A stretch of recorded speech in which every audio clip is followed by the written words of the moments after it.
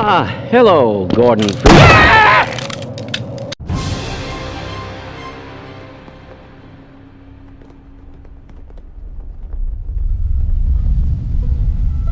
Hey you beautiful buccaneers, Falcore here. So although the game itself has a lot of lore to wrap your head around, there is also extensive lore outside of the game, in the form of novels, journals, and graphic novels. Graphic novels is what us adults like to call comic books, so we don't still feel like children, even though we are. So if you've been following my other videos these past few weeks, you would know of this parchment that Sea of Thieves tweeted out, which foreshadows future events within the Sea of Thieves. So far, we have it 90% translated. Silver Blade, ship below. Treasure inside sea... thing. This last rune has yet to have anything substantial teased or leaked for us to determine what it could mean, but the tablet found in Plunder Valley leads us to believe that this rune could mean one of the following words: cavern, trap, trapdoor, or possibly vault. Either way, the parchment is talking about a possible location of a hidden treasure, which is something else we can only speculate on.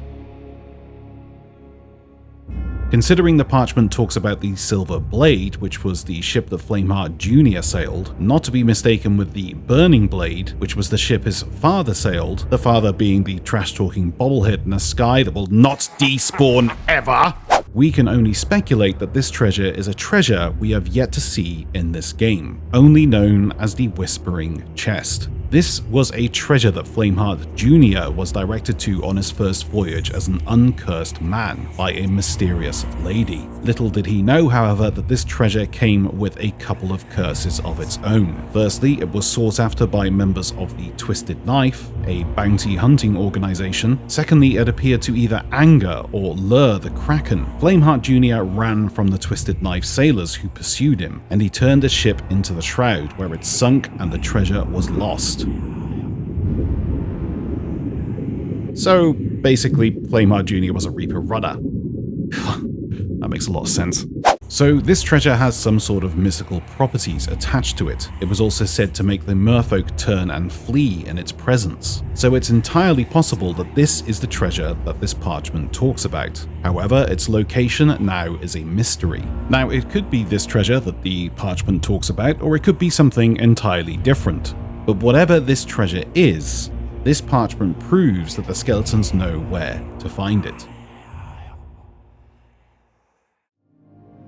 Now, for those who don't know, you can currently read 2 comic books for free over on the Comixology website that talk about the origins of Pendragon. Very cool comics. I would suggest giving them a gander, and they're free, so why the hell not? But in the second episode of these comics, Pendragon visits an area next to what appears to be Keelhall Fort, and dives down into an ancient-looking area in the search for Greymarrow. This area was Greymarrow's crypt, and it was said that inside was all his worldly belongings.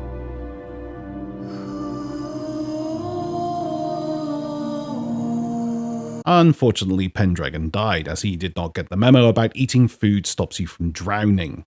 But it got me thinking, is Rare going to start adding stuff like this? It wouldn't be the first time something from the comic books hinted at possible features coming to the game. The Origin comics for the merchants did much the same with the sunken merchant vessel quests and the trade routes. So it's entirely possible that this comic is foreshadowing future events. And with only 2 factions of skeletons who use this skeletal script, those loyal to Flameheart and those loyal to Greymarrow, it's possible that those who were loyal to Greymarrow found the sunken vessel and the sunken treasure, and stowed it away in Greymarrow's crypt. Greymarrow did love to hoard any mysterious artifacts he could find, so it's entirely possible that crypts similar to this could start popping up in the game, maybe as part of a tall tale, or maybe as something entirely new that we are yet to see.